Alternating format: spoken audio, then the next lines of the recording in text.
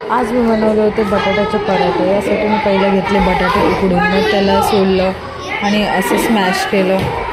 त्यानंतर मी स्मॅश केलेल्या बटाट्यांमध्ये हळद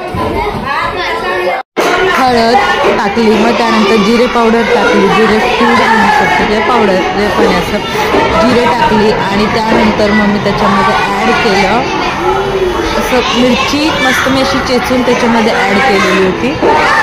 त्यानंतर मग मी त्याच्यामध्ये मिरची ॲड केल्यावर अजून टाकली मला तिखटीनुसार। तुम्ही तुमच्या तिखटीनुसार मिरची बारीक कुटा आणि तशी टाका, ती खूप बरी पडेल, जेणेकरून टेस्ट मिरचीचा खूप सुंदर असा येतो। मग त्यानंतर चवीनुसार मीठ आपापल्या चवीनुसार, आणि मग घरात आईने केलेला असा मसाला पण थोडा चवीसाठी टाकला। आणि मग त्यानंतर हे सगळं मध्ये मी टाकलं आलं लसूण पेस्ट रेडीमेड बाजारात भेटते ती टाकली थोडीशी, आणि मग हे सगळं कालवून घेतलं मस्त स्मॅश केल्यासारखं।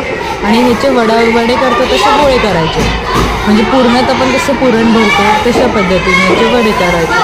मग त्यानंतर पिठामध्ये ते गोल करून त्याच्यात टाकायचे, लाटायचे आणि अशी गरम गरम पराठे भाजून घ्यायचे। हे बघा गरम गरम पराठे। कसा झाला तर नक्की सांगा, तुम्हीही करून बघा। Thanks for watching.